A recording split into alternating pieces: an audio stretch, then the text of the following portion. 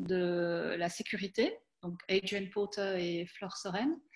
Mais cette fois-ci, la personne qui représente le conseil d'administration de la FEDEC, c'est Stéphane Simonin, qui va donc être la personne un peu ressource de cette discussion.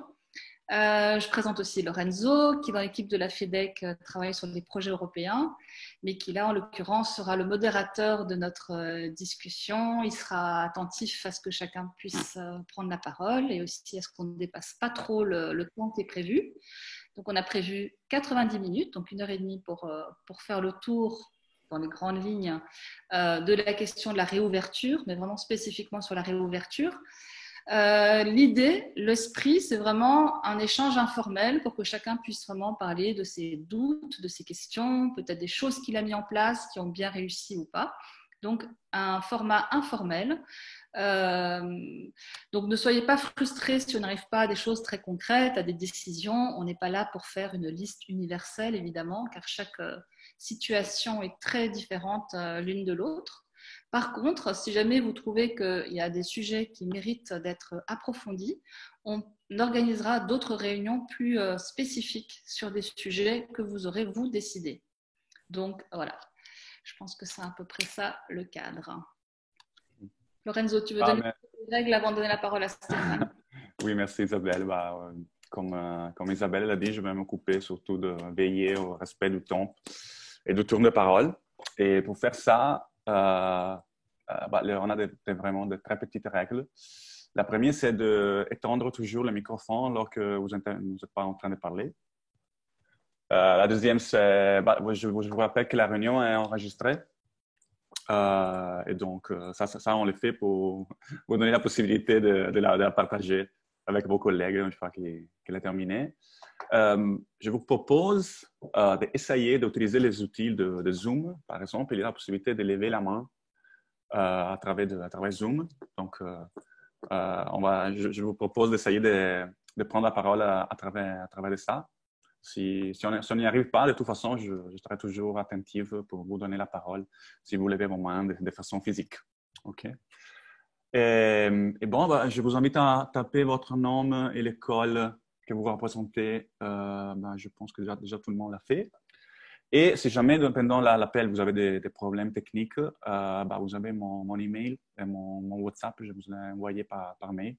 Donc, vous pouvez toujours me contacter. Je serai attentive aussi pour vous aider dans le cas où vous disparaître.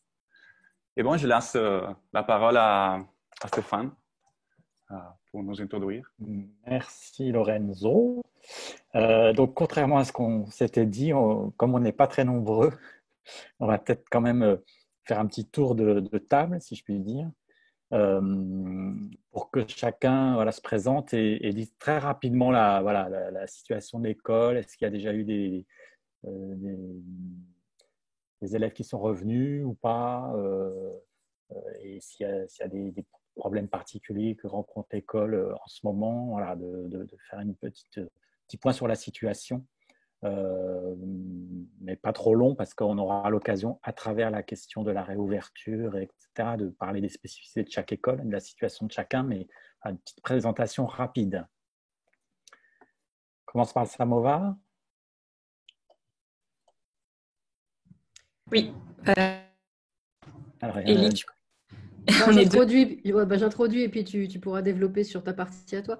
Donc, comme je disais tout à l'heure, nous, il y a la formation professionnelle. Dès le début du confinement, on avait choisi de la décaler pour que les étudiants finissent leur formation de mi-août à mi-octobre. Donc logiquement, après les derniers décrets, on aurait pu la réouvrir, mais tout était déjà calé. Donc, je pense que Cécile, ça aurait été trop compliqué de faire revenir les élèves et les profs, tu pourras confirmer. Et après, on a la formation amateur qui ne peut pas reprendre pour l'instant, puisqu'on est en milieu fermé, avec des groupes de plus de 10. Donc, ça concerne nos cours du soir, nos stages en week-end, nos stages en semaine. Voilà. Donc là, on est en train, a priori, d'annuler tous les stages de l'été, à moins d'un miracle le 22 juin. Mais en tout cas, pour ceux de juillet, ce sera trop tard pour les annuler le 22 juin. Donc, on annule déjà ceux de juillet, c'est sûr. Après, les cours ont continué de manière virtuelle, mais Cécile, je te laisse la parole. Oui, on a mis en place un suivi. Alors, c'est pas du tout pareil que du présentiel. Enfin, du coup, nous, on utilise Zoom, voilà, et le Padlet. Je sais pas si vous connaissez Padlet. C'est une plateforme collaborative assez simple d'utilisation où tout le monde peut charger des documents. C'est assez sympa au niveau visuel. Voilà, on peut choisir différents types de visuels et voilà, tout le monde peut poster des vidéos, des textes, du contenu audio. Voilà. Et donc, nous, nous, on est plutôt sur la forme de commande que de cours. Voilà, c'est plus compliqué, à part sur des cours très techniques, physiques, c'est peut-être plus simple d'organiser des cours. Mais pour le reste, on est plutôt parti sur la base de commandes où le formateur donne une commande, fait un premier Zoom pour expliquer sa commande et puis les élèves ont un délai pour poster leur commande sur le Padlet que les profs peuvent voir voilà, de leur côté. Tout le monde peut voir les travaux de tout le monde et il y a un dernier Zoom de retour par rapport aux commandes qui ont été faites. Et voilà, c'est ce qu'on a mis en place. Après, nous, ce qui est compliqué, c'est qu'on a un organisme de formation professionnelle. Donc, c'est assez spécifique par rapport aux heures pédagogiques, etc. Nous, on a fait le choix aussi de ne pas utiliser les heures pédagogiques payées, qui sont prévues, payées par les élèves et de les garder pour le présentiel qu'on va reprendre à la fin août jusqu'à octobre. Et du coup, on a préféré garder ces heures-là pour du présentiel où voilà, c'est plus pertinent pour nous que d'utiliser ces heures-là sur du suivi à distance où en plus, il y a pas mal d'élèves qui ne peuvent pas suivre parce qu'ils n'ont pas une bonne connexion, parce qu'ils sont à l'étranger, ils sont partis à l'étranger, donc ils ne sont pas sur les mêmes horaires. Puis d'autres voilà, qui décrochent parce que je pense que au bout d'un moment, c'est sympa le suivi à distance, mais on a quand même, voilà, il y en a qui ont repris des activités depuis le 11 mai, professionnelles, etc. Donc c'est compliqué d'avoir tout le monde et d'imposer que les élèves soient présents. Donc voilà, on a mobilisé quelques heures en plus que les élèves ne payent pas, qu'on a pu ajouter pour ce suivi à distance et on a privilégié de garder leurs heures à eux prévues au démarrage sur du présentiel à partir de fin août jusqu'à octobre. Voilà, je n'ai pas été un peu long peut-être, mais...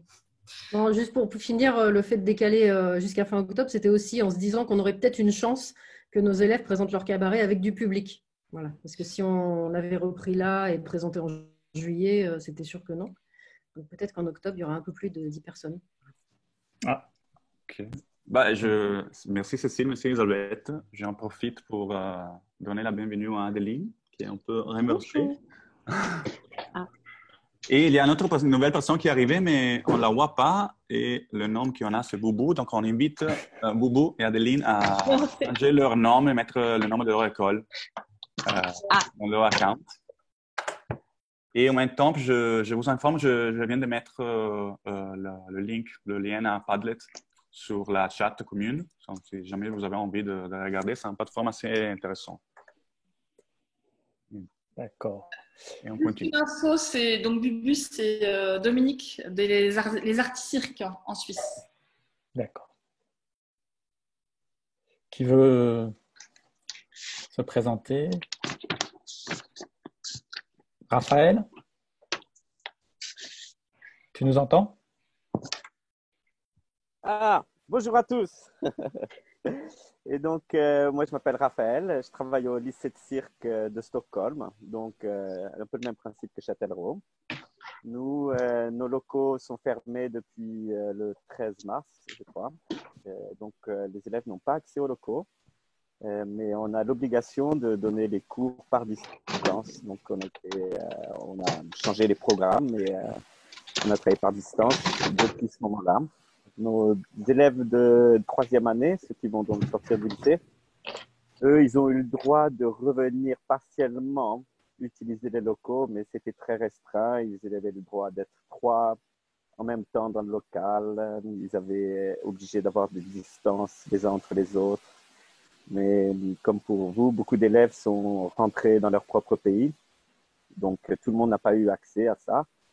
Et au lycée, c'est très important que tout le monde ait les mêmes droits. Du coup, il y avait interdiction de donner des cours dans l'enceinte des locaux, puisque tout le monde ne pouvait pas participer. Et on était obligé donc de continuer à donner nos cours par distance. Donc, les professeurs ont trouvé différentes manières, mais on a utilisé des Zooms, on a utilisé beaucoup d'exercices ouverts où chacun doit pouvoir faire cet exercice, peu importe dans quel lieu il doit être, tout en respectant les normes de sécurité et tout ça. Donc, les exercices étaient très réfléchis pour pouvoir que tout le monde puisse intervenir comme ils le peuvent dans un cadre sécurisé. C'est-à-dire qu'on ne peut pas faire grand-chose. Donc, ça ressemble à ça, mais on nous a annoncé que la réouverture des lycées est prévue le 15 juin pour nous. C'est-à-dire qu'on va pouvoir reprendre au mois de septembre, logiquement assez normalement. On ne sait pas encore si on va avoir des règles imposées ou pas, mais pour l'instant, on en est là. On ne sait pas trop encore, mais réouverture est prévue, sûre, en tout cas. Voilà pour moi.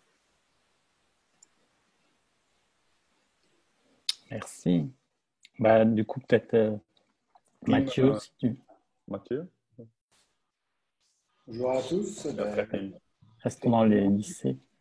Ouais, voilà, comme ça. Alors moi, on brasse tout, nous.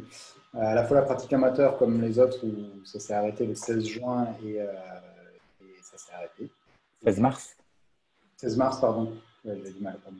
16 mars et tout s'est arrêté. On a même, depuis un moment, procédé au remboursement des cotisations, carrément. Donc, voilà. Concernant le bac, cirque, seconde, première, terminale, ça s'est aussi arrêté à la même période. Aujourd'hui, les lycées en France sont réouverts officiellement, avec un protocole sanitaire tellement draconien que rien n'est possible, mais rien. Nous, le lycée avec lequel on travaille a déposé, j'étais en conseil d'administration du lycée hier, le protocole sanitaire fait plus de 30 pages, avec des agents régionaux pratiquement dans chaque toilette à chaque fois qu'un élève se lève. Donc c'est dément. Enfin, tout ça pour un lycée de 900 élèves qui va en accueillir environ 100 à 150, c'est-à-dire vaguement 5 par classe et par niveau, qui veut dire en vrai 2 jours pour chaque élève sur les 3 semaines à venir. Donc rien. Et un protocole sur lequel les agents territoriaux, les agents régionaux ont bossé énormément. Beaucoup d'investissements pour des changements de tenue toutes les 4 heures, pour des choses incroyables, pour accueillir des élèves qui, là je parle vraiment du point de vue scolaire, on ne sait même pas s'ils vont venir, bien entendu. Donc voilà, du point de vue de l'école de cirque, on ne peut pas accueillir les élèves. Je suis fermé administrativement sur décision du préfet, du sous-préfet, en tout cas jusqu'à la rentrée. Je verrai avec mon conseil d'administration si j'ai le droit de rouvrir en septembre, je croise les doigts. En tout cas, moi je prépare tout dans le sens d'une réouverture en septembre. Ça a été un combat en France pour rémunérer les intervenants qui devaient venir entre mars et juillet auprès de nos élèves. Je ne vous dirai pas comment j'ai réussi, parce que je ne suis pas sûr que tout soit légal. Mais en tout cas, je me suis battu et c'est un combat acharné et on y arrive. Il y a beaucoup d'effets d'annonce en France, de soutien à la culture, de soutien à tous ces mouvements-là et tout le monde veut aider la culture, mais dans les faits, c'est très compliqué. Nous avons réouvert les théâtres en France. Je sors du conseil d'administration du théâtre de la ville. En fait, non, il n'est pas réouvert. Hein. C'est pas possible, parce que les spectacles annulés ne peuvent pas être rapatriés, et c'est pas possible, et les protocoles sanitaires sont trop draconiens encore. Voilà. Nous, on réouvre aussi aux résidences. On accueille une compagnie 2 fois, là, parce qu'elle nous a sollicité. Elle était en grande galère. Du coup, on les accueille pas cette semaine, mais la semaine prochaine. Alors, c'est une compagnie de danse acrobatique, donc c'est assez simple de mettre en place un espace de travail pour eux que l'on pourra nettoyer sans toucher aux agrès, sans toucher au textile, sans toucher... Voilà. Et on a reporté, ce matin et demain matin, on est en entretien pour les sélections de nos prochains entrants en seconde, en début de cursus. Donc, on a tout fait en entretien, en visioconférence ou au téléphone, suivant les possibilités des élèves. Nous avons fait le choix pour l'entrée en seconde de ne pas demander de vidéo, pensant qu'à 15 ans, il est difficile d'avoir soit du matériel pour faire de se filmer seul dans des activités acrobatiques, soit on avait aussi peur qu'ils fassent n'importe quoi dans leur jardin pour nous envoyer des vidéos qui se blessent. Donc voilà, on va engager faire rentrer une promotion en tout cas très particulière, puisqu'on ne les aura jamais vus physiquement à l'œuvre. Ils nous ont dit ce qu'ils savaient faire, on les questionne lors d'un entretien, on questionne leur motivation et on va sélectionner une promotion comme ça. On ne l'a jamais fait, ça va être une grande première. Ça pose plein de questions sur la capacité à suivre la formation, qui est lourde, qui est difficile physiquement à suivre, etc. Donc, voilà. Et on fera la même chose sur la préparation au concours, puisqu'on crée une classe à la rentrée de prépa concours aux grandes écoles, classe qui avait été fermée dans cette école en 2004 et que je souhaitais réouvrir. Donc, on a décalé, comme beaucoup, les sélections au 6, 7, 8 juillet, enfin au 6, 7 juillet, en tout cas en entretien, visioconférence et par l'envoi de vidéos, puisque là, on parle d'élèves majeurs et qui, a priori, ont la maturité et les moyens de pouvoir nous envoyer des vidéos. Donc voilà, c'est une situation très incertaine pour nous. J'ai encore beaucoup de questionnements, moi, sur les protocoles sanitaires, que ce soit pour des mineurs ou des majeurs. J'ai beaucoup de surfaces textiles ici qui ne sont pas forcément utilisables. Alors là, on ne va pas rentrer dans les détails, mais c'est… on y reviendra peut-être après. Ouais, voilà, donc c'est beaucoup de questions sur une réouverture possible. Voilà où j'en suis aujourd'hui. Au Québec, Daniela ou Tim? Oui, Daniela? je peux y aller, si vous voulez. Oui. Ben, nous aussi, c'est similaire de ce qui était nommé. On est fermé à partir du 16 mars aussi. Donc là, ça fait 12 semaines et nous sommes sous la juridiction du ministère de l'Éducation, bien sûr, et les directions de la santé publique qui nous donnent des consignes qu'on doit absolument respecter. La première consigne que nous avons reçue déjà à la fermeture, c'est que, attention, mettez toutes vos énergies pour terminer l'année scolaire parce qu'il n'y aura pas la reprise des sessions, il n'y aura pas la reprise d'année scolaire ni au secondaire ni au collégial. Donc, tout ce qui est possible, terminez-le. Donc, notre première étape, c'était vraiment très rapidement, c'était un travail très intense, mais réussi, de mettre sur place l'encadrement on appelle ça officiellement ici, évaluation alternative et des mesures extraordinaires. Donc, on a mis les mesures extraordinaires et l'encadrement pour les évaluations alternatives pour qu'au mois d'avril, on a terminé l'ensemble des cours. Il y a des prescriptions précises par le ministère, les pondérations, comment calculer les notes, particulièrement au secondaire. Au collégial, c'est un peu plus ouvert. Dans les mesures extraordinaires, par exemple, c'est aussi qu'au lieu de notes chiffrées, ça peut être juste réussi, non réussi, etc. Donc, ça, c'est juste, je ne vais pas retarder. Donc, ça, c'était notre première étape. Les étudiants étaient motivés. Ça c'était très intense. C'était physiquement fatigant, mais ça a bien réussi. La participation, motivation, je dois dire, et des enseignants, des étudiants étaient vraiment bien. Ensuite, dans la deuxième partie, c'était après, donc de 20 avril jusqu'au, ça termine demain, le 5 juin, nous avons mis sur place l'encadrement en ligne. C'était les cours techniques, préparation physique, corps, flexibilité, etc., mais aussi comme relaxation, yoga, des choses un petit peu moins habituelles dans l'horaire régulier. Mais des activités artistiques aussi. Ils sont divisés, les étudiants, en sous-groupes et font des créations, des activités artistiques pour clôturer cette partie aussi. Différentes capsules de bien-être, au niveau de physio, au niveau de travailleurs sociaux, etc. Différentes activités comme conférences, panels de discussion, bon, etc.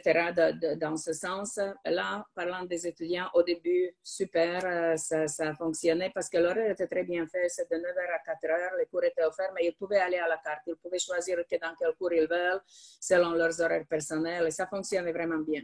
Mais je peux vous dire, avec 3-4 semaines, la motivation, ça commence à descendre. Il y a des limites. On peut être interactif, on peut faire ce qu'on veut. Il y a encore le chemin à bâtir ce type d'approche. Parce que la motivation, les 2-3 premières semaines, super, on y va. Mais après ça aussi, les facteurs, je ne sais pas comment vos étudiants, mais chez nous, par exemple, il y en a beaucoup d'étudiants qui étaient aussi pris au niveau financier, puisque habituellement, ils travaillent pendant les fins de semaine ou dans les restaurants ou dans les clubs de gym. Les secteurs étaient fermés, donc ils ont resté. Donc, on a mis sur place aussi une aide financière pour les étudiants qui étaient en besoin, puis quelques-uns en étaient en vrai besoin. Donc, la motivation était variable là-dessus. Même chose un petit peu au niveau des enseignants qui ont vraiment réagi, qu'ils ont répondu à l'appel, mais il y a une certaine fatigue qui s'est accumulée. Après ça, on recommence à remonter la pente, ça se rétablit, mais on finit demain, comme je dis. Et on passe à la 3e étape qui commence le lundi le 8 juin, c'est réouverture de l'école, mais uniquement, encore le ministère de l'Éducation qui a permis le retour des finissants, des étudiants gradués. Par contre, ces deux parties sont très utiles pour nous pour préparer le retour à l'école par la suite au mois de septembre parce que définitivement, encore une fois, par les consignes, on s'enligne vers un mode d'enseignement hybride. Donc, pour la partie de préparation des cours virtuels, des cours en ligne, cette expérience de 30 mars jusqu'au 5 juin nous est très utile pour préenregistrer des capsules qui vont être utilisées. On va commencer, c'est pas encore en cours, mais on travaille sur le scénario, le canevas, sélection des cours, sélection des activités pour avoir une partie des cours préenregistrés avant le retour des étudiants. Et la partie de 8 au 26 juin va nous servir pour tester justement parce que j'ai entendu le mot draconien. J'étais pas contente que c'est sur place, mais chez nous aussi, on a un comité santé-sécurité depuis plusieurs semaines qui ont préparé un protocole. Puis c'est très ferme, très, très, très sévère. Puis la première phrase, c'est tolérance zéro si quelqu'un ne respecte pas. Donc, on va le tester pendant cette période de 3 semaines. Le choix de discipline, il y a très peu de disciplines qu'on peut faire pour ne pas faire les activités dynamiques. Au niveau de protection, distanciation, c'est progressif, c'est juste une partie des locaux qui est ouvert présentement, mais on teste pour ouvrir en septembre l'ensemble des locaux. Et le retour là maintenant, c'est à peu près une vingtaine des étudiants finissants qui reviennent, donc versus l'ensemble des étudiants de tous les programmes. On pense qu'il y aura nécessité d'élargir les plages horaires, peut-être même jusqu'au samedi, de matin beaucoup plus tôt et beaucoup plus tard, de lundi jusqu'au samedi. On se pose des questions, quel impact ça va avoir sur les cours récréatifs, les pratiques amateurs, les pratiques préparatoires. Bon, on est dans toutes ces réflexions. Voilà, donc ça vous fait à peu près une image où est-ce qu'on est rendu. Ok, merci Daniela. Tim? Donc, oui, je vais dire pareil. Donc, on était fermé complètement à partir de 16h le 13 mars, avec un effondrement total de tout ce qui était récréatif jusqu'à nouvel ordre. On a pu finir En fait, la difficulté chez nous, c'est qu'on est géré par 4 agences différentes. Bon, un peu comme pour Daniela aussi. Pour tous les employés, c'est des normes de travail et leurs règles sanitaires. Pour tout ce qui est le diplôme, c'est le ministère de l'Éducation et de la Formation supérieure. Pour tout ce qui est le soutien aux artistes, c'est le ministère de la Culture. Et puis, en plus, on a aussi la ville pour tout ce qui est récréatif. Donc, on est obligé de jouer avec comment toutes ces choses-là et des choses chevauchent. Donc, on est fermé complet, mais nous avons eu l'autorisation de la ville pour ouvrir pour les comptes de jour pour les jeunes, 6 groupes de 6 personnes, pendant 8 semaines. Et ça peut ouvrir à partir du 29 juin. Donc, ça va nous donner l'opportunité de mettre le bâtiment aux normes. Mais juste pour faire les choses, le protocole sanitaire pour le retour à l'entraînement, c'est un travail que nous avons fait avec l'association En Piste. Donc, il y avait nous, l'École nationale et les autres joueurs de secteur, toutes les compagnies, Cirque du Soleil, tout ça. Oui, c'est très draconien.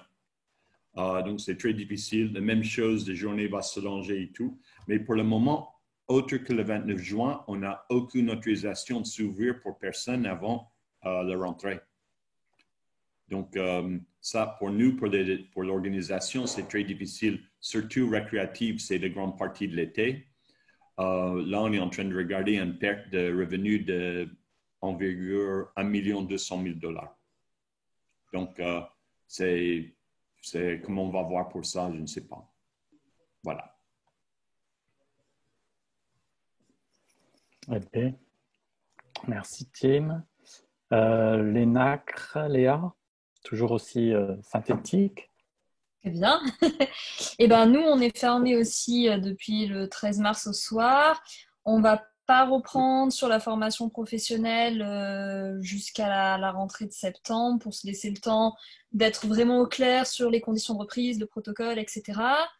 On a des sélections qui doivent avoir lieu au mois de juillet. Donc ça, on n'a pas encore pris de décision sur la possibilité de les faire en présentiel ou pas. Normalement, une semaine de stage la semaine du 13 juillet. On attend encore un petit peu avant de se décider là-dessus. On n'a évidemment pas repris les activités du secteur loisirs qui reprendront en septembre aussi. On n'a pas réouvert les entraînements libres pour les artistes pour le moment. On sait que d'autres écoles l'ont fait en région parisienne. Pour l'instant, nous, on ne voit pas vraiment quel protocole appliquer qui soit gérable et qui nous permette de les accueillir. Et on se pose par contre la question sur des résidences. On a plusieurs compagnies qui nous ont sollicité. Donc, on attend d'en savoir plus un peu sur leurs demandes techniques. Mais dans la mesure du possible, on va essayer de faire 1 ou 2 semaines d'accueil en résidence entre juin et juillet pour des compagnies. On parle de roussir et de jonglage, des choses qui paraissent gérables. Voilà. Merci. Alors, est-ce que le crack de l'homme nous entend? Il n'y a plus d'image. Ou Dominique de Les Artistes Cirque, tu nous entends? Oui, je vous entends. Alors, quand je vous entends, je me dis qu'on est très chanceux en Suisse parce que nous avons fermé, comme vous tous, le 16 mars et nous avons réouvert le 11 mai pour nos étudiants à raison d'un groupe de 5 dans un espace donné avec toutes sortes de normes, se laver les mains, enfin, etc., désinfecter les lieux. Mais nous avons pu reprendre la formation pré-professionnelle et nous pouvons reprendre avec l'entier des pratiques dès lundi. Ça veut dire qu'on va pouvoir utiliser tous les matériaux, les tissus, ils vont pouvoir faire aussi les portées, enfin, etc. Et il faut respecter, faire un suivi des présences afin qu'on puisse intervenir en cas de soucis de santé, enfin s'il y a une apparition de symptômes pour qu'on puisse avertir tout le monde. Mais désinfection tranquille des lieux, des mains, réouverture des vestiaires et voilà. Donc on est content. Nos étudiants vont pouvoir revenir, passer les frontières grâce à leur permis étudiant et à une attestation d'études chez nous. Une partie des étudiants sont restés à Sainte-Croix et ils ont eu accès à des lieux privés pour pouvoir s'entraîner. Ils ont pu le faire dehors parce qu'on avait un confinement quand même basé sur la responsabilité. Donc, ils pouvaient continuer. Il a fait très beau à courir, à sauter, enfin, etc., à faire un peu de préparation physique. Voilà. Et au niveau de la formation, pendant 3 semaines, on n'est pas intervenu. Puis ensuite, on a donné des cours régulièrement en ligne. Et puis, quand ils ont repris, on a repris tranquillement. C'était nos consignes aussi. Donc, avec des choses qui n'étaient pas dangereuses, pas de trampoline, etc. Mais à partir de la semaine prochaine, tout va pouvoir être repris. Ainsi que les loisirs. Les loisirs, on a pu recommencer le 25 mai. Voilà. Merci. En ce qui concerne les auditions, nous avons quand même choisi de les faire par vidéo afin de ne pas faire voyager les gens, etc. Donc, on on fera ça par vidéo, par entretien. Voilà, merci. Okay. Adeline, tu nous entends? Je pense qu'il y a des problèmes de connexion avec l'homme. Donc moi, je vais faire aussi l'exercice rapidement pour l'académie. Donc, on s'est effectivement, nous aussi, arrêté le 16 mars. On n'a toujours pas repris l'école amateur. On a fait les cours à distance et ça s'est plutôt pas mal passé avec les apprentis. Tous les profs ont mis le paquet pour faire des choses par vidéo, plus des cours magistraux, etc. Donc, on est plutôt content. On n'a pas perdu du tout en route. On ne les a pas lâchés. Ils ont même trouvé qu'ils avaient trop de travail. Et donc, là, on commence à faire revenir depuis le 2 juin les 3e années seulement pour qu'ils fassent leur numéro, qu'ils préparent leur numéro de sortie, qui ne sera pas présenté en public, mais devant l'équipe de l'académie. De toute façon, nous, on est CFA, donc ils ont déjà eu l'expérience du jeu en public. Et c'est vrai que contrairement à l'enseignement supérieur qui, en France, n'est pas officiellement réouvert, en tant que CFA, on peut réouvrir sur le papier. Donc, voilà. Et les auditions, on les fait par vidéo du 15 au 20 juin. Donc, ce que je vous propose là, c'est qu'on se concentre, parce qu'il y aurait plein de sujets. Bon, c'est vrai que les cours à distance, tout le monde les pratique, mais c'est déjà en cours. La question des auditions aussi, à distance, ça peut être intéressant. Certains l'ont fait, comme le CNAC, d'autres vont le faire, mais on pourra en parler si vous souhaitez. Mais c'est plutôt de se dire, voilà, dans quelles conditions on peut réouvrir et les questions qu'on se pose par rapport à la réponse aux mesures barrières, aux protocoles sanitaires qu'on pourrait mettre en place pour rassurer. Alors, évidemment que les réglementations sont différentes selon les pays. Évidemment qu'on espère tous que d'ici quelques semaines et quelques mois, le virus disparaisse et que finalement… mais l'idée, c'est de se projeter dans le pire des cas ou en tout cas dans la situation actuelle, si on doit effectivement rouvrir avec les réglementations, enfin, ou les consignes qui nous sont données par les autorités des différents pays, comment on peut et quelles questions se posent actuellement. Alors, nous, par exemple, je peux commencer sur les 3e années puisqu'ils commencent dès maintenant. Donc, on a réfléchi effectivement à un protocole sanitaire. Donc, on a la chance à l'académie d'avoir de l'espace. Donc, évidemment, on peut se permettre de mettre presque un élève et un prof par espace ou dans le même espace. Mais vous voyez, les studios de l'académie, ils peuvent être séparés de 10 mètres. Donc, effectivement, on a la chance là d'avoir peu d'élèves et peu de… mais c'est vrai que, en fait, on va vers presque l'utilisation, alors je le dis, mais je sais que ce n'est pas possible pour toutes les écoles, hein, mais d'un seul agrès par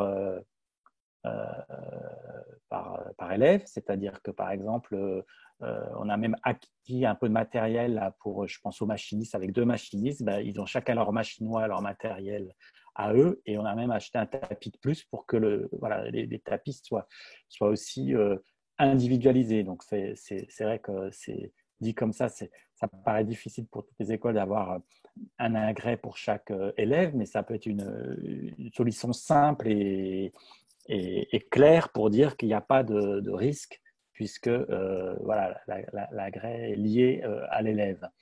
Bien sûr, on s'est posé la question des nettoyages des tapis régulièrement après utilisation, mais c'est vrai que c'est une vraie problématique organisationnelle et ça a un coût, etc. Donc et ça ralentit l'exercice. Donc il y a la problématique des tapis. Qu'est-ce que je pourrais dire? Effectivement, finalement, ce qu'on se pose comme question, c'est quand même hallucinant, c'est que on est main à main, ou le travail collectif. On sait que c'est des jeunes qui, en fait, habitent ensemble, ou boivent le café ensemble, etc.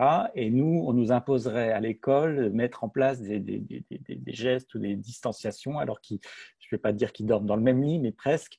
Donc, il y a aussi des histoires de bon sens. On en parlait ce matin encore. C'est vrai que on peut aussi considérer que si des étudiants se fréquentent par ailleurs, on puisse par petits groupes quand même les faire.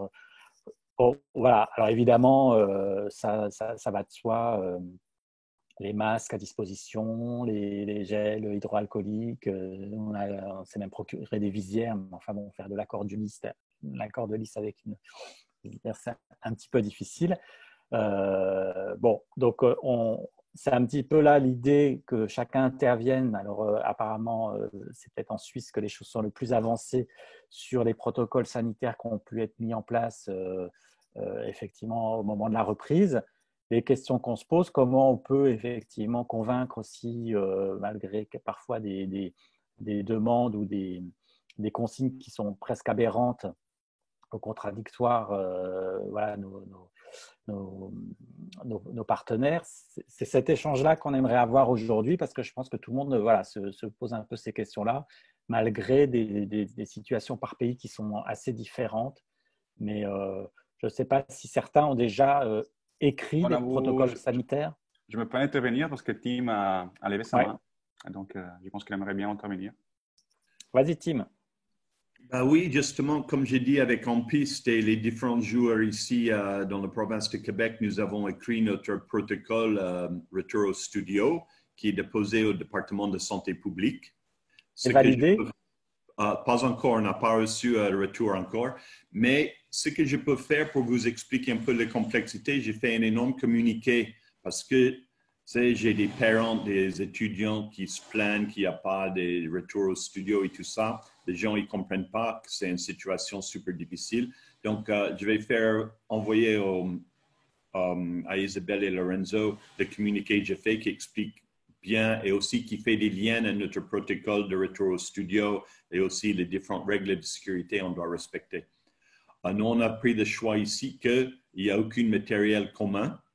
Donc, les professionnels, s'ils s'entraînent, ils doivent amener leur propre matériel quand on est ouvert, quand nous serons ouverts, et ils ne peuvent pas stocker leur matériel ici. Mais aussi, on va essayer le plus possible d'avoir une transition vers le matériel individuel pour chaque étudiant où nous pouvons stocker ça ici avec des protocoles. Mais une chose que nous avons appris ici, et j'imagine que c'est pareil pour vous, des choses évoluent super vite. Donc, nous avons les protocoles de retour, comme Daniel a dit, très draconiens. Mais, par exemple, il y a 3 jours, la province a décrété qu'il n'y a plus de distanciation dans les écoles primaires. Il n'y a plus. Donc, ils ont décidé ça au jour du lendemain, et puis là, tous les enfants, ils sont tous ensemble. Attention, Tim, il y a la distanciation pour les gardiens, pour les enseignants, mais pas pour les enfants. C'est ça, vous voyez? Donc, mais ça fait des choses super bizarres.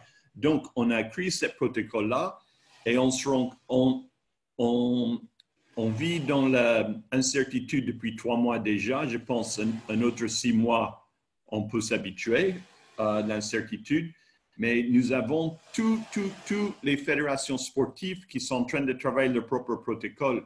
Donc, le protocole pour l'acrosport n'est pas sorti, le protocole pour le trampoline est sorti, mais on ne va pas le suivre parce qu'il n'y a pas de protocole de tout. Mais on est en train de voir, même si c'est difficile pour nous maintenant, on sait que le protocole va être évolutif par rapport aux décisions prises par la santé publique et aussi par les protocoles acceptés pour les différentes fédérations qui touchent nos activités.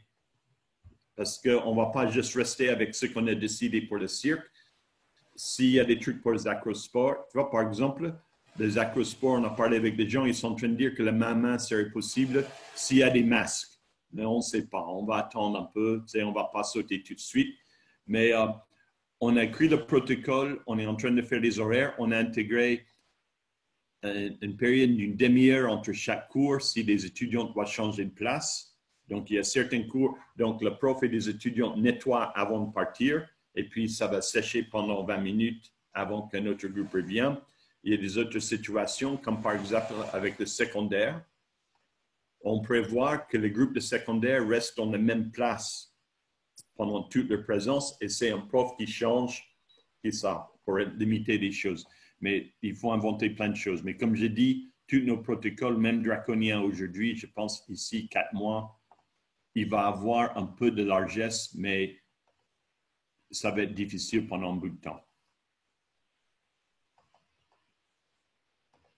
Est-ce qu'il y en a d'autres qui veulent témoigner? Moi, je veux juste compléter parce que c'est exactement la même situation. Nous, on a développé à l'école notre propre protocole. Par la suite, les institutions se sont mises ensemble. Puis, en regardant, l'entente était très, en tout cas, la vision était très similaire ou si pas identique. Donc, on a fini avec les mêmes mesures draconiennes. Juste pour vous donner une idée, dans le grand chapitre de l'école, la possibilité au niveau d'espace de superficie calculée par personne avec les distances qui vont avec l'activité pratiquée. Pour les activités dynamiques, c'est beaucoup plus. Pour activités statiques, il y a certaines disciplines qui pourront être pratiquées, d'autres disciplines qui ne pourront pas du tout être pratiquées en ce moment-ci, comme tu m'as mentionné, trampoline, power track, acrobatie, etc. Il faut qu'on oublie ça. Donc, toujours individuel, pas duo, pas trio, pas de groupe, pas le spotting ou le support manuel de la part des étudiants, pas du tout non plus. Mais ce que je voulais dire, comme dans l'espace de grand chapiteau, où normalement, sans problème, était 40 personnes qui s'entraînaient, c'est rendu à 4 personnes avec 2 enseignants au maximum. Donc, vous voyez à peu près comment calculer l'ensemble. Ça, c'est pour les grands studios, pour la salle de musculation, où facilement étaient 10, 12, 13 étudiants en même temps. Et nous sommes autorisés de laisser rentrer 2 avec un enseignant d'encadrement. Donc, ça vous fait un peu l'idée. Puis, je ne vais pas répéter ce que tu m'as dit avec tout le nettoyage, bien sûr. L'équipement individuel, le système de longe, les enseignants ne peuvent pas utiliser le même système de longe. Chacun devait avoir installé son propre système de longe. Donc, comme tu m'as mentionné, il y a un endroit où l'enseignant va enseigner. Il va enseigner que là avec son étudiant qui va utiliser que ça. Parce que pour le moment, avec distanciation possible, utilisation de longe apparemment serait possible. Mais voilà, donc puis bien sûr laver les mains, bien sûr tout le reste là. L'espace pour entre les blocs pour pouvoir, comme je mentionnais tantôt pour l'équipement, nous sommes en train de regarder, de faire l'inventaire pour voir, parce que vous ne pouvez pas non plus aux étudiants imposer, vous revenez à l'école avec votre propre équipement en septembre, c'est impossible dans la majorité des cas, mais donc commander l'équipement supplémentaire, ce qui n'est pas non plus évident, nous ne sommes pas les seuls à vouloir commander l'équipement supplémentaire, donc voilà, mais ça avance. Moi, je dis déjà le fait, je suis vraiment excitée qu'on peut revenir le 8 juin. Donc, déjà, c'est le fait qu'on va rentrer à l'école. Et il y a des choses qui évoluent là. Par exemple, les réceptions les cérémonies de graduation, c'était absolument interdit. Pensez-y même pas.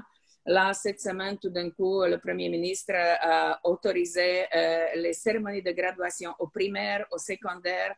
Mais, logiquement, ça s'étend pour collégial, mais bien sûr, avec la distanciation, avec ça. Donc, il y en a beaucoup de paramètres qui doivent être respectés. Donc, est-ce que c'est toujours possible d'appeler ça cérémonie de graduation? Mais, voilà, et des choses bougent quand même. Je peux, juste un dernier truc. La situation a fait en sorte que notre personne qui est responsable des agrès est super innovatif. Et par exemple, il a trouvé des gaines en plastique que nous allons donner. Par exemple, c'est la situation des cordes, comment on va sanitiser ou désinfecter des cordes de trapèze, par exemple. Donc, en fait, il a trouvé des gaines en plastique qu'il fait une certaine longueur et puisse faire, ils vont aller sur les cordes. Et donc, chaque étudiant qui va faire le trapèze, il va avoir leur paire de gaines en plastique qu'ils utilisent s'ils font leur cours. On va tester ça. Donc, en fait, chaque étudiant va avoir sa gaine qu'ils vont stériliser et les gaines, ils vont sur les cordes, ils peuvent l'utiliser, puis ils enlèvent et ils stérilisent et le prochain étudiant vient. Donc, on va voir si c'est un genre de choses qui peut marcher.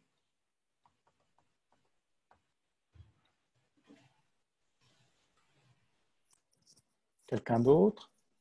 Juste moi, encore pour soulever un point qui est souvent discuté dans les différentes écoles, mais qui difficilement s'applique à nous, c'est la ventilation.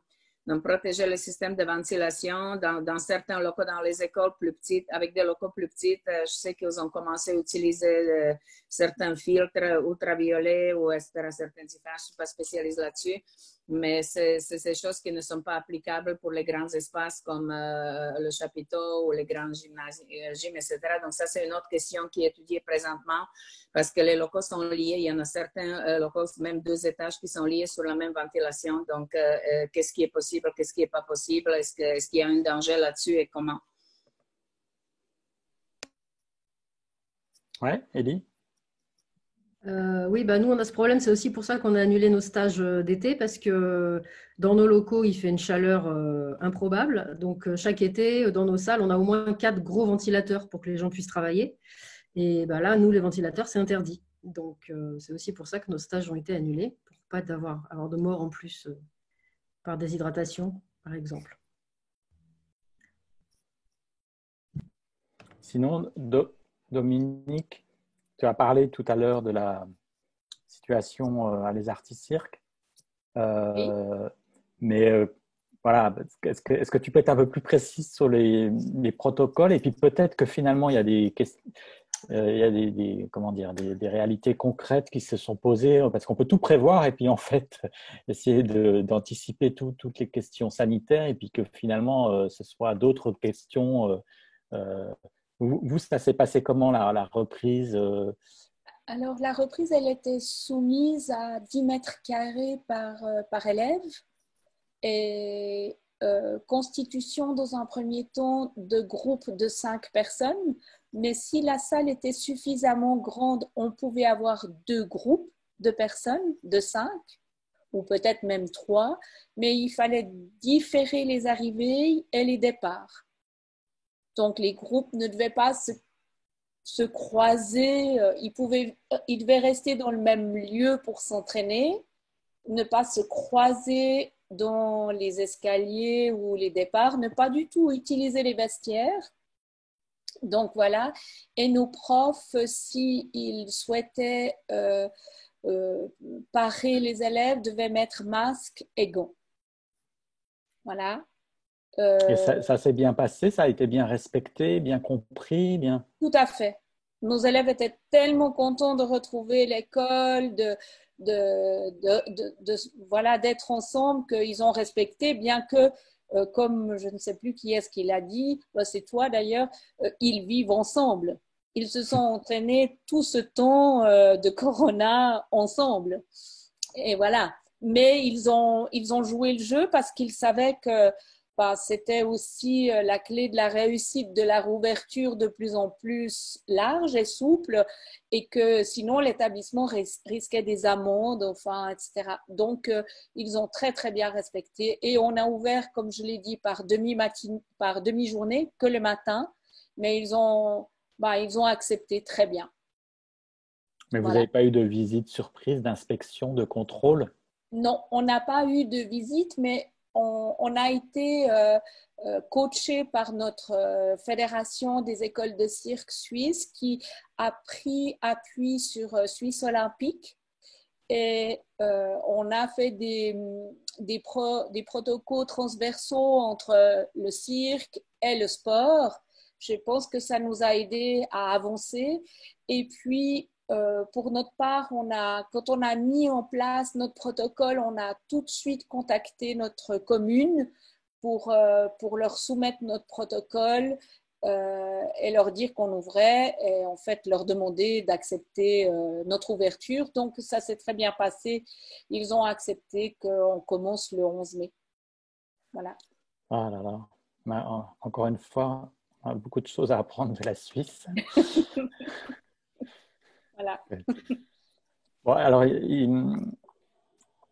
la Fédération française des écoles de cirque, apparemment, moi, je n'ai pas eu le document, mais a fait des fiches par discipline.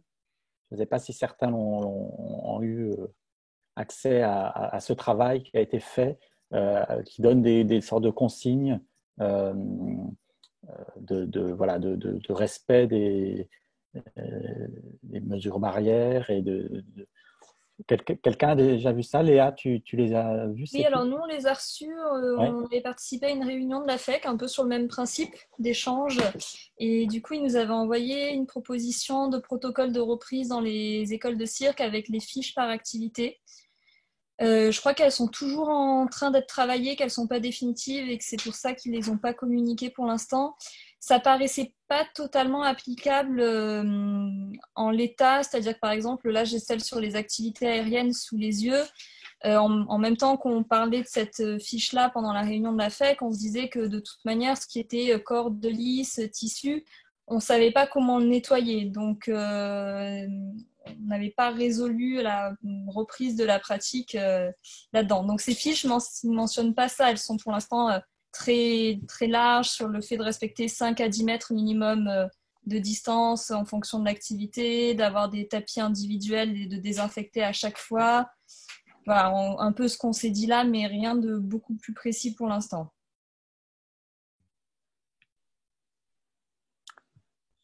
D'autres interventions? Ouais. Raphaël? Oui, je ne sais pas si vous m'entendez.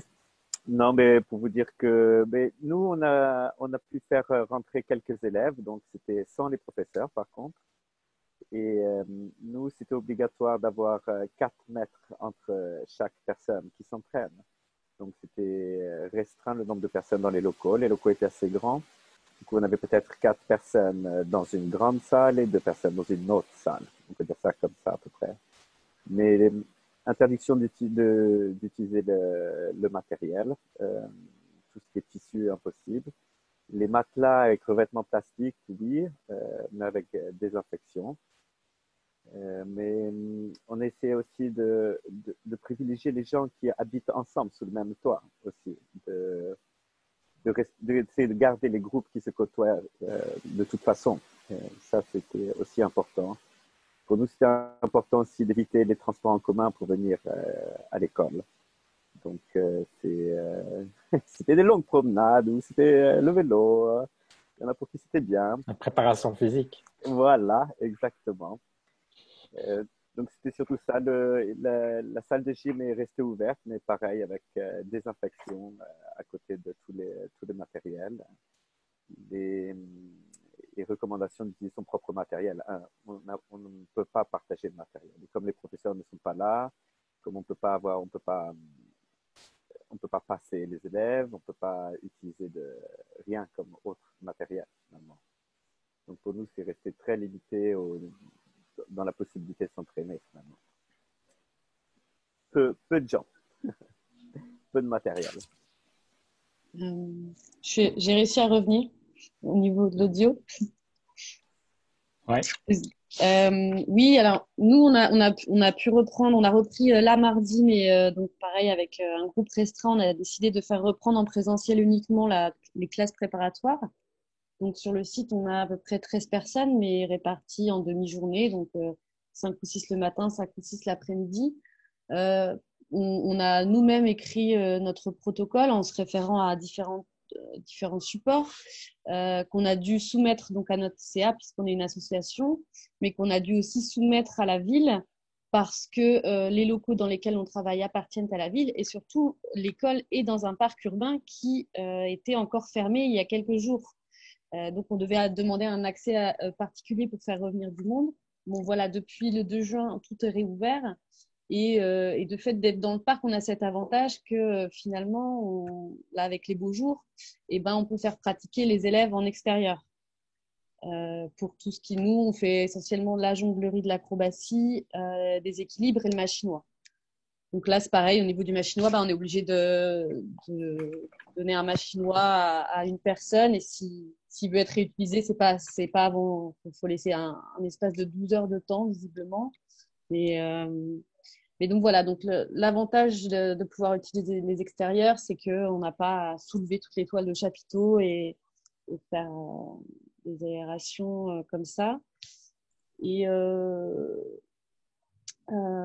voilà. Pour l'instant, la reprise est comme ça et on continue notre formation à distance avec les artistiques. Je voulais revenir sur la question des mains à main et des portées.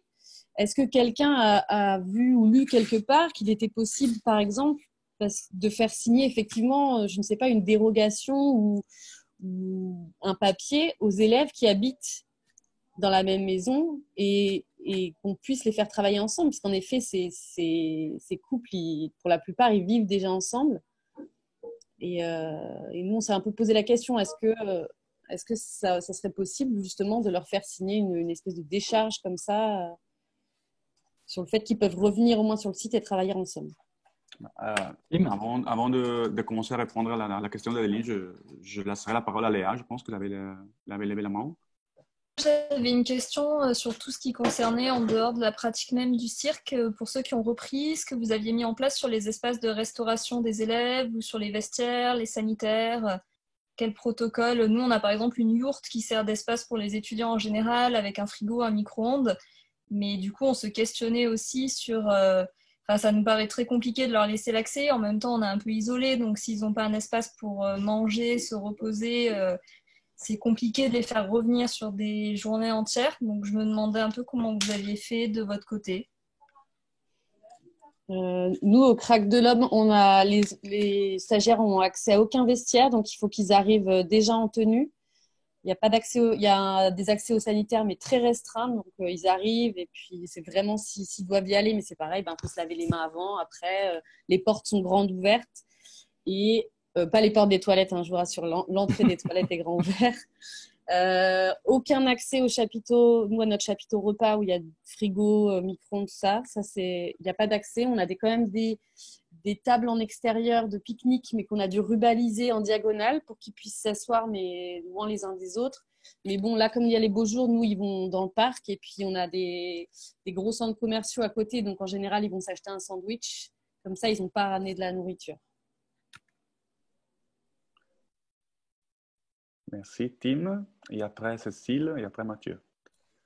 Nous avons réfléchi à l'idée d'une décharge, mais légalement, une décharge, ça va jusqu'au moment qu'il y a un problème, parce qu'en fait, on ne peut pas décharger de notre responsabilité. Donc, c'est un papier qui signe, mais dès qu'il y a un problème, les décharges ne comptent pour rien. Donc, on avait abandonné ça. C'est la même chose par rapport aux lieux de travail total, pas juste les écoles. Nous étions obligés de condamner tous nos frigos, micro-ondes et tout. C'est la même chose, les gens doivent venir habillés pour bosser. Il n'y a plus de vestiaire. Mais ici au Québec, le monde est bien équipé en boîte à lunch, comme on appelle, avec les packs de glace dedans. Donc, les gens, ils ont l'habitude d'emmener leur boîte à lunch ou boîte pour manger à midi. Mais la différence, c'est qu'on n'a pas de place, il n'y a pas de cafétéria. Donc, tant qu'il fait beau, les gens peuvent aller manger dehors. Mais dès la première neige, je ne sais pas comment on va faire. C'est ça qui va... on n'a pas de place. Il n'y aura aucune place, il n'y a aucun lieu commun qu'on puisse utiliser. Les cafétérias sont fermées, les vestiaires sont fermés. Donc, ça, c'est une question. Il faut qu'on passe l'automne, mais dès qu'il y a de la neige, ça va être toute une autre gamme de problèmes. Cécile, merci Tim. Oui, pour la question de la dérogation, je suis un peu d'accord avec Tim sur le fait que ça restera toujours la responsabilité du lieu et des représentants officiels du lieu, même malgré tout, s'il y a un problème. Et puis sur la question, nous on a commencé aussi à travailler sur un protocole, même si pour l'instant on n'accueille personne. Mais voilà, on a réfléchi à ça. Donc nous on a des espaces qui permettent au niveau de... En effet, on a 4 mètres carrés par personne, donc ça permet d'accueillir... on a 2 salles qui permettent d'accueillir nos groupes de la formation professionnelle voilà, dans son entièreté. On se pose quand même la question quand le groupe va être... par exemple, on a une première année avec 18 personnes, plus le prof 19. Voilà, en soi, légalement, on peut. Mais c'est sûr qu'avec des distances soit de 2 mètres entre chacun ou sinon avec le masque, si on se rapproche de moins de 2 mètres pour des impros et tout, ça va être... nous, on n'a pas tous les problèmes des questions matériel de cirque parce qu'on ne fait pas d'activité cirque, mais que du clown, théâtre, etc. Donc, on a quand même la question des groupes sur des cours de gestuelle où voilà, forcément, on est sur des rapprochements voilà, très proches. Donc, voilà, sur cette question-là, on se pose vraiment la question de comment on va pouvoir faire. Mais sinon, au niveau, voilà, on a mis en place un protocole qui fait qu'à chaque salle, il y a un sanitaire qui est attribué à sa salle. Donc, les groupes qui sont dans une salle ont un sanitaire qui leur est réservé. Ils ne peuvent pas aller dans les autres espaces. Il y a un espace de circulation dédié pour chaque salle, de rentrée et de sortie. Pareil, au niveau de l'espace de restauration, on va bloquer l'accès au bar. Donc, micro-ondes et frigo, personne ne pourra utiliser micro-ondes, frigo, cafetière, etc. Donc, voilà, dans l'idée où chacun soit va effectivement acheter à l'extérieur ou ramène son repas déjà prêt. Personne n'utilise les couverts en commun, les assiettes, etc. Enfin, chacun ramène ses couverts, sa gamelle, là, et puis et la sort de son sac, mange et la remet dans son sac. Il n'y a pas de nettoyage à l'école et chaque table est séparée d'1 mètre. Voilà, chacun nettoie sa table, etc. Du coup, c'est pas très sympa au niveau convivialité. Mais voilà, ce qu'on a commencé à réfléchir sur les questions de repas et de sanitaire et de salle et de circulation dans les espaces. Merci Cécile. Le tour c'est Mathieu. Après c'est Daniela et après Tim. Je vais être assez rapide parce qu'on a commencé ce travail-là, mais il est aussi très compliqué. Et pour l'instant, nous, on a assez peu impliqué les enseignants. C'est un travail plus théorique en rapport avec le lycée, parce que nous, on a principalement des lycéens et qu'il faut qu'on soit un peu adapté, enfin un peu en commun en tout cas avec les lycées. En tout cas, un peu comme tout le monde, se pose pas mal de questions. Les dérogations, moi, je n'y crois pas non plus. Ça ne tient pas du tout la route en France. Ça ne marchera jamais.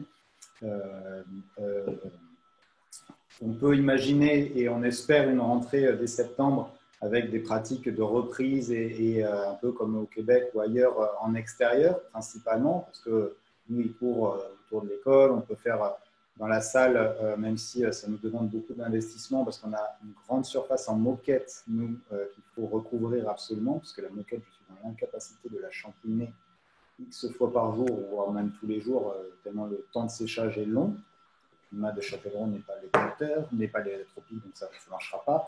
Voilà. Ensuite, il y a toutes les désinfections effectivement des parties sanitaires. On oublie les vestiaires, on oublie les parties communes de manger ou se restaurer, tout ça, ça ne peut pas exister ici en tout cas. Il y a plusieurs entrées dans l'école, donc on peut réfléchir aussi à des sens de circulation des élèves, parce que nous, c'est des promos de 18 à chaque fois qui arrivent. Donc, ce n'est pas si simple. Et de tenir… en gros, ça nous demande beaucoup d'investissement. Il faut passer par, effectivement, de l'achat de tapis individuels qu'on peut désinfecter facilement. Ça demande aussi, et ça, je n'ai pas de retour sur ça, ça demande aussi beaucoup d'investissement individuel, c'est-à-dire de l'élève qui doit nettoyer son tapis ou de l'enseignant qui doit veiller à ce que les élèves nettoient leur tapis et que lui-même, parce qu'on n'a pas d'équipe de ménage qui peuvent passer derrière tout le monde comme dans d'autres endroits, type le lycée avec lequel on travaille, puisqu'il y a des dizaines d'agents régionaux à disposition des lycées pour très très peu d'élèves.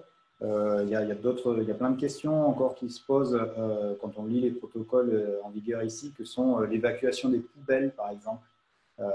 Ça paraît bête, mais les poubelles qui recueillent les masques ou des gants ou tout produit qui est censé être contaminé doivent être mis à l'isolement 24 heures avant d'être renvoyés dans le circuit de déchets. Ok, pourquoi pas. Alors, du coup, il faut que je trouve des endroits pour stocker les poubelles faites chaque jour. Enfin, alors après, il y a des choses simples. Bien sûr, on peut pas… Les élèves ne peuvent pas boire au robinet, donc il faut demander à chaque élève d'avoir sa bouteille, des choses, mais c'est aussi des pratiques qui ont peu d'habitude ici. Nous, les élèves sont des adolescents, du coup, les bouteilles, par exemple, c'est bête, mais c'est des choses qu'on faisait déjà avant. En fait, moi, les bouteilles, je peux en récupérer des dizaines chaque jour dans la salle d'entraînement qu'ils oublient. Alors, enfin bon, c'est des ados, hein, rien de fou. Je dis rien de nouveau, mais ça va demander beaucoup d'engagement personnel de la part de tout le monde, que l'on fera, bien entendu, puisque on veut faire nos métiers et faire nos passions, hein, c'est pourquoi on est ici. Mais ça demande à nous, Français, bon, peut-être je ne mettrai pas tout le monde dans le même panier, mais c'est quand même très compliqué avec les contradictions que l'on connaît, puisque ici, on rentre dans un supermarché sans masque, mais on doit pratiquement aller aux toilettes avec son désinfectant, etc. Enfin, c'était qu'on peut aller boire un café avec tout le monde et être servi par quelqu'un qui ne portera pas de masque, pas de visière, pas de gants, pas de… Bon, voilà. Ça me paraît difficile aussi qu'il y ait une compréhension collective efficace. En tout cas. Voilà ce que je voulais dire. Merci Mathieu. Daniela, c'est à toi. Oui, 3 courts points. Le premier retour sur la dérogation d'engagement, effectivement, tel que c'était mentionné, je juste confirme parce que je suis aussi en contact avec le milieu de danse et le milieu gymnique et dans les deux, la dérogation n'a aucune signification légale dans le cas de problème. On ne peut pas pour de vrai se décharger de responsabilité, donc malheureusement, ça ne fonctionnera pas. Deuxième, effectivement, cafétéria vestiaire fermée chez nous aussi, impossible à utiliser. Par contre, la façon comment on approche ça en ce moment, et on s'enligne, je vais voir si les activités s'amplifient au mois de septembre, si c'est possible, mais que les étudiants sont présents juste un bloc. Donc, il y en a bien sûr entre-décalés, mais que l'étudiant rentre, passe 3 heures à l'école, par exemple, en ce moment-ci, et ensuite, il doit quitter l'école. Il n'y a pas le temps prévu pour manger à l'école, etc. Ils doivent apporter une collation sec s'ils veulent, sèche s'ils ont besoin, manger soit à un endroit précis, ça je n'ai pas vu dans le protocole, ou à l'extérieur. Ils ne peuvent pas manger dans les studios, ça doit être quelque chose emballé individuellement, mais ils n'ont pas le droit de rester à l'école après leur entraînement. Donc, c'est ça. Et le dernier, juste parmi plein de mesures qui étaient mentionnées puis qui s'appliquent à nous aussi, c'est juste la circulation dans un sens unique. Donc, l'école a des flèches, puis pour éviter le croisement, pour éviter que tout le monde doit circuler dans un sens précis. On a la chance d'avoir 2 escaliers à l'école, donc on rentre par un, on circule dans un sens, puis on descend par l'autre. Voilà. Si Daniela, Tim, vas-y. Je voulais juste dire, je ne sais pas, tout le monde a l'air super bien avancé, mais il doit avoir, nous, on a commencé en lisant le protocole de la Suisse, puis c'est des choses modifiées et tout. Maintenant, on a des choses qu'on a fait ici au Québec, il y a le protocole de FEC et le CNEC. Si on peut commencer à regrouper ça quelque part dans les ressources de FEDEC, parce que je pense qu'aucun membre maintenant doit essayer de faire son protocole à partir de rien, parce qu'il y a tellement de choses qui se ressemblent. Et il peut prendre un Word et changer les noms de l'école et puis appliquer la même chose. C'est ça, on doit pouvoir aider tout le monde avec ça. Oui, juste pour dire, c'est prévu en fait. Donc, on a collecté déjà des documents de la réunion virtuelle anglophone il y a 2 jours. On va prendre les documents, là, Tim, j'ai vu que tu l'avais envoyé entre-temps. Peut-être si Dominique veut envoyer le protocole qu'elle a utilisé basé sur la Fédération olympique suisse. Oui. Voilà, on peut mettre à disposition des membres de la FEDEC. On enverra ça avec le chat, le lien de ce Zoom qu'on enregistre. Juste question à Tim. Tim, est-ce que tu as envoyé le document en piste? Parce que comme je dis, nous, on a commencé avec notre protocole, mais par la suite, les associations ici au Québec se sont mis ensemble. Donc, il y en a un protocole qui s'enligne d'être… Est-ce que toi, tu vas t'en charger pour… Oui, j'ai envoyé le lien pour le protocole en piste. On est en train de l'adapter pour les nôtres par rapport aux spécificités de chez nous. Je peux l'envoyer les notes. Je pense que c'est un peu ça comme l'idée des documents de la FEDEC. Il y a un truc qui est fait, puis chaque école adapte par rapport à ses particularités. Donc, on a commencé au début avec les Suisses, puis maintenant qu'on a celui-là pour Québec, là, on adapte et puis il y a beaucoup de similarités parce que les vôtres et les nôtres et tout ça, c'est harmonisé ici. On commence à harmoniser avec des petits détails. Mais oui, c'est ça. Donc, ils ont des liens pour en piste, oui.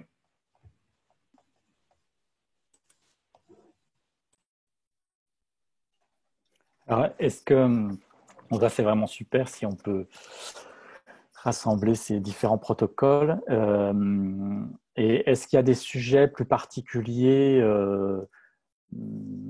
qui mériteraient d'être approfondis par rapport à la réouverture? Parce que là, c'était une première réunion un peu de partage de la situation des différentes écoles par rapport aux questions sanitaires. Mais est-ce que ça vaut le coup est-ce que vous identifiez un sujet particulier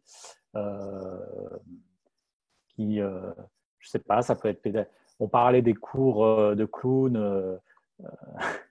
C'est vrai que ça peut toujours être une contrainte artistique de jouer la distanciation pour les profs, mais c'est vrai que ça va un temps. C'est un bon exercice. Il y a une contrainte de base donnée, mais si c'est tous les cours comme ça, au bout d'un moment, mais c'est vrai que ça peut être aussi une réflexion pédagogique entre des cours artistiques, comment réussir à mener un cours en gardant voilà, distanciation. Est-ce que certains ont des idées de sujets qui mériteraient un approfondissement et un échange de bonnes pratiques au-delà de ce qu'on a fait aujourd'hui?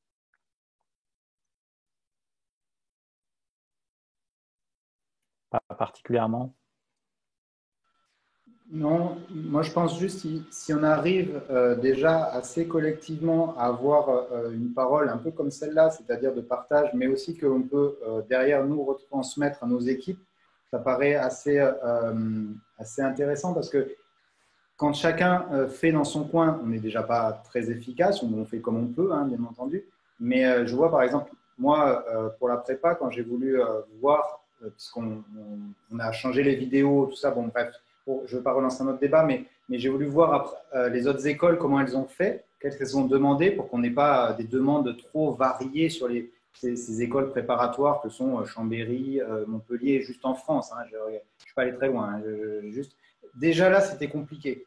Déjà là, tout le monde n'était pas d'accord sur oui, mais bon, en fait, nous, après, en région, on a aussi d'autres règles, un peu comme au Québec, où je ne sais plus qui disait, il faut, nous aussi, hein, on a la région, la municipalité, dans les conseils d'administration pour valider des choses. Mais déjà, même si on n'y arrive pas de manière réelle, d'avoir une voix un peu commune, ça me semble important pour derrière expliquer à nos équipes, motiver nos étudiants et qu'ils ne se sentent pas dans une école, c'est comme si, ah oui, mais j'ai entendu parler que dans une école, c'était comme ça.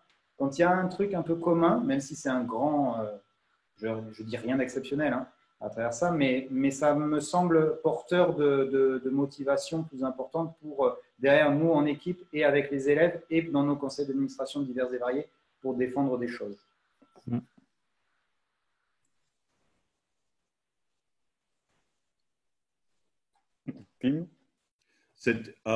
Oui, mais je trouve que ce que tu viens de dire par rapport aux gens qui disent oui, j'ai entendu parler il y a ça qui se fait dans une autre école, c'est une des grandes difficultés ici. Et c'est pour ça que j'ai transféré un communiqué que je fais à toute notre communauté, des artistes, des parents, des étudiants, les profs. Parce qu'il y a tellement de choses, j'ai entendu que là, c'est là et là. Et j'essaie de ramener le fait que nous sommes obligés de faire avec les règles et les directives qui se dirigent à nous par des instances qui nous valident et des instances qui nous gèrent. Ce qui se fait dans une école à Ottawa, ce n'est pas mon problème. Parce qu'on applique les lois de Québec et les lois de l'emploi et des directives là. Mais et je pense que ce truc-là, il y a l'information qui fuse partout et comment on essaie de concentrer nos équipes sur ce qu'on a besoin de faire dans le contexte qui entoure notre institution, pas ce qui se passe ailleurs.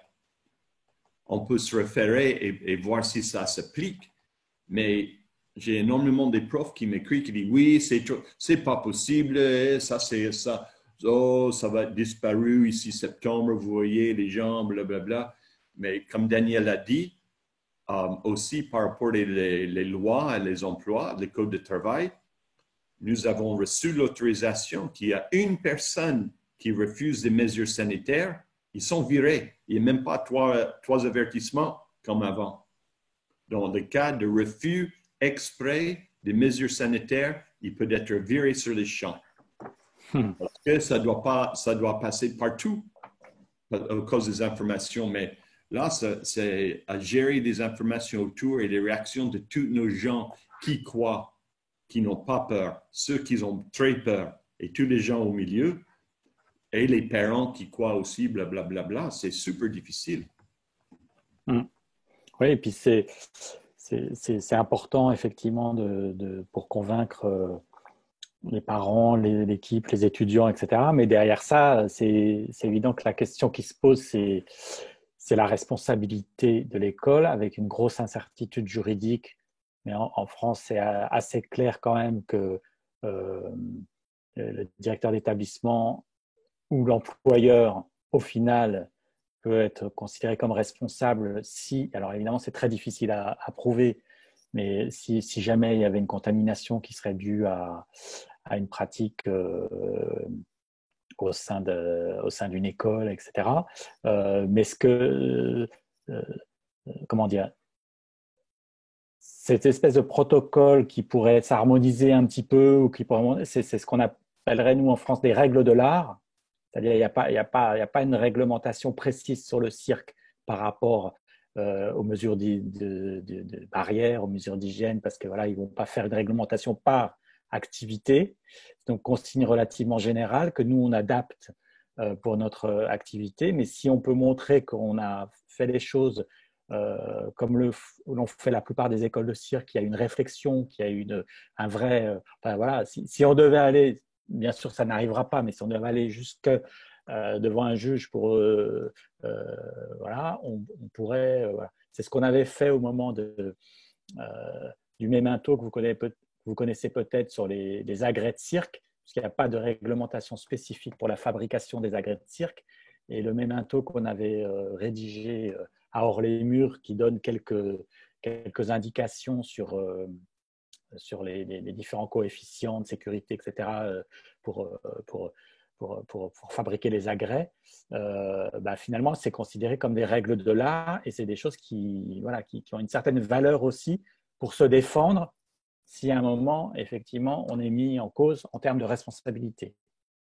Donc, c'est aussi l'intérêt de montrer qu'on a fait les choses comme la plupart dans le milieu professionnel dans lequel on évolue. Je parle vraiment de notre rôle de responsable d'école. C'est notre responsabilité. Merci Stéphane. Daniela, tu voulais ajouter quelque chose? Oui, ben c'était pour compléter c'est ce que Tim a dit. C'est effectivement, nous, on fait une rencontre par semaine avec les enseignants où effectivement, il y en a des explications et c'est une plateforme où ils veulent. Je préfère qu'ils ont une plateforme officielle avec moi ou avec mes collègues pour vraiment sortir leurs préoccupations parce qu'effectivement, on peut aller dans les deux extrêmes. Il y en a certains qui réagissent pourquoi, etc. On a vu que, et l'autre qu'au contraire, c'est plutôt une réserve de revenir ou on va même trop rapidement. Une fois ou 2 semaines, je rencontre l'ensemble des étudiants, groupe par groupe, 1 heure et demie, combien c'est nécessaire, réponse aux questions. Donc, ça aide beaucoup aussi. Puis, 1 fois par mois, les parents de secondaire. Bien sûr, les communications régulières, ce qu'on envoie pour prévention, pour le tenir au courant où est-ce qu'on est. Mais ça, c'est ce que je veux dire, qu'est-ce que je trouvais comme système qui fonctionne bien depuis certains temps. On reçoit des communications officielles de commission d'évaluation d'enseignement collégial et secondaire ou de gouvernement. Donc, je prends la citation exacte, là, je prends un paragraphe et dans la communication, je dis tel que stipulé par nous, etc. Et je le renvoie directement. Comme ça, même s'il y a des questions, vous voyez, on suit le ministère. Vous voyez, on suit la direction santé publique. Donc, et ça évite toutes les questions par la suite parce que c'est directement copié et voilà. Juste partager un petit truc comme ça. Bon, on a bien fait le tour de la question. En plus, il est presque l'heure. Oui. Je ne sais pas si certains ont des choses à ajouter. Moi, j'ai une question à poser à l'ensemble des personnes présentes pour savoir si vous souhaitez qu'on organise d'autres réunions sur cette question de la réouverture de manière plus précise ou est-ce que vous trouvez que c'est bien d'en rester là? Moi, je pense qu'il y en a plusieurs écoles qui ont mentionné qu'ils vont réouvrir ou qu'ils ont déjà réouvert. Donc, ça serait intéressant peut-être dans l'espace de 2 semaines de voir comment ça se déroule, quelles sont les expériences pratico-pratiques. Puis, par la suite, effectivement, c'était un peu mentionné, des réflexions, peut-être des personnes vont être déjà avancées ou plus avancées dans les préparations au mois de septembre. Donc, moi, ça m'intéresserait de partager c'est quoi la pratique présente dans les retours physiques à l'école en présentiel, puis où est-ce qu'on est rendu si on peut échanger. Je pense que la majorité des écoles, Suisse, c'est différent, c'est ce que je comprends aujourd'hui, mais la majorité des écoles sont en ligne vers quand même, peu importe la proportion, mais un enseignement hybride. Donc, ça pourrait être intéressant de partager quels sont les choix, comment ça s'enligne. Et en termes de date, ça voudrait dire quoi? Dans un mois, quand les premiers élèves? 2-3 semaines peut-être. Je ne sais pas. Un mois, oui.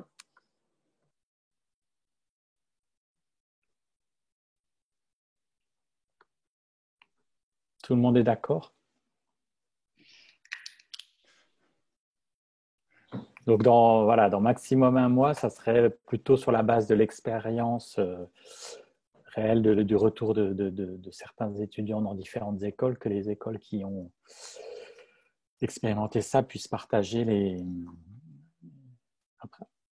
la pratique de ces protocoles dans la réalité et de voir ce qui fonctionne et ce qui ne fonctionne pas. Vraiment, ça s'est bien passé en Suisse, mais bon, les Suisses sont peut-être plus disciplinés que les Français, que d'autres. Donc, nous on n'est pas sûr on n'est pas sûr que nos élèves vont être aussi scrupuleux dans le respect des consignes, mais bon, on va voir. Et les évolutions qu'on disait légales vont tellement vite que d'ici 3 semaines, on aura peut-être beaucoup de choses, de choses en plus, soit pour aller dans notre sens ou un retour que personne n'espère, mais en tout cas, des jumps comme ça de 3 semaines, c'est plutôt pas mal.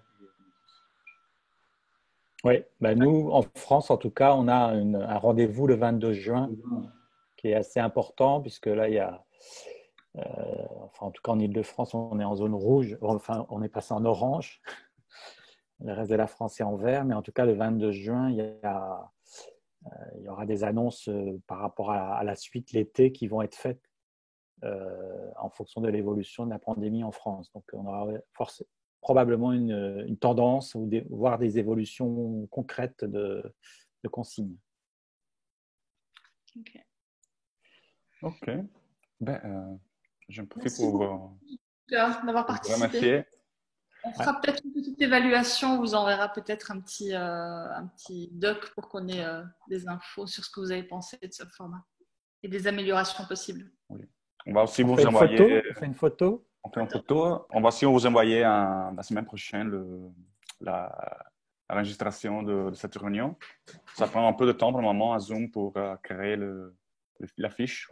Dès qu'il est prêt, on va vous l'envoyer. Et maintenant, si vous êtes prêts pour la photo, on va la préparer. Dans 2, 3, allez.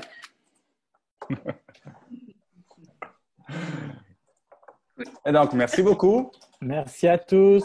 Ciao. Bon courage. Bon courage. Bon courage à la prochaine. Le cirque vaincra. Le cirque vaincra. C'est ça. À la prochaine. À la prochaine. À la prochaine. Bisous. Ciao. Bye.